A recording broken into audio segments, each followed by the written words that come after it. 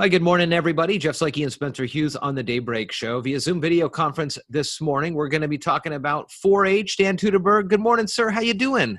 Good morning. I'm doing great. Thanks for having me. Good to see you. Good to connect with you and catch up. 4-H is a wonderful organization. You and I have talked about it over the years. 4-H.org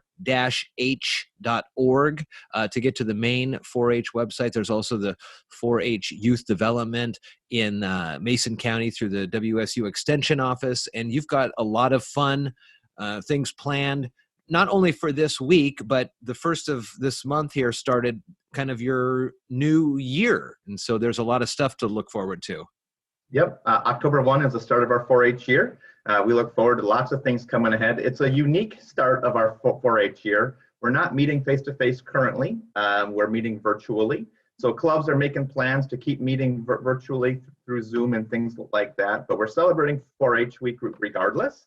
We did a commissioner proclamation last week where we talked about the benefits of 4-H and the support we get from 4-H from our partners, and that was a wonderful thing. One of our exciting pieces coming up is our Tractor Supply Clover Days. That starts on October 7th. You can buy a clover online or face-to-face in the store, and all those funds go to support youth leadership programs within 4-H locally. So what are some of the things with the social distancing and more kind of like this Zoom via Zoom that are the 4-H members going to be able to do, and how has that interaction been over this last few months? It's been a learning curve. 4-H prides ourselves on hands-on, face-to-face experiential learning, so we've had to adapt to that pretty well. We offer project Zooms where everything from horses to dogs to baking to robotics is going to be offering project Zoom learning opportunities. So kids can learn with their leaders at home through virtual presence. We also have a neat opportunity we're calling 4-H for You. We're creating project-based kits where in September, we did a Surviving a Zombie Apocalypse series, disaster preparedness.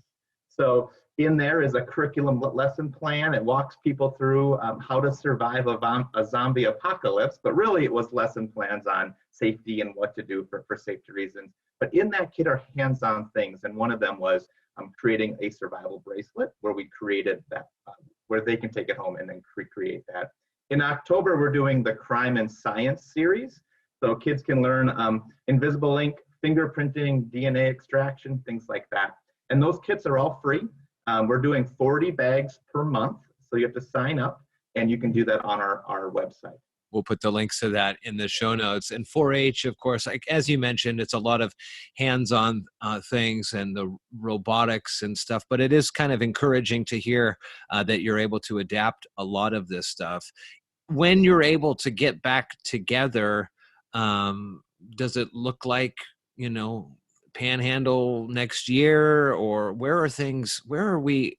are we going to get back to, normal is kind of out the window. We understand that. But as we figure out social distancing and stuff, are those types of memories that folks have of great 4-H camps still going to be applicable? It's just a little different? Yeah, there's movement being made now at our state level to look at what does reopening happen and when and how. I'm excited that I've been able to serve on that committee at the state level. Our plans were submitted to leadership at WSU to get permission to move ahead. So there is headway there. Good. We're no longer only waiting for phase 4. We're going to be looking at how to do things safely for our community, for kids and our volunteers. In terms of summer camp numbers, those are hard because you're talking 200 plus people in a really confined space. Yeah. I'm thinking we're going to start more calculated, smaller groups of 5 or less and things like that once we get the okay. So I'm excited for the new year because that means we can get started on the projects and things, get our framework. And then when we can reopen safely, it's going to happen over time, but very, very calculated.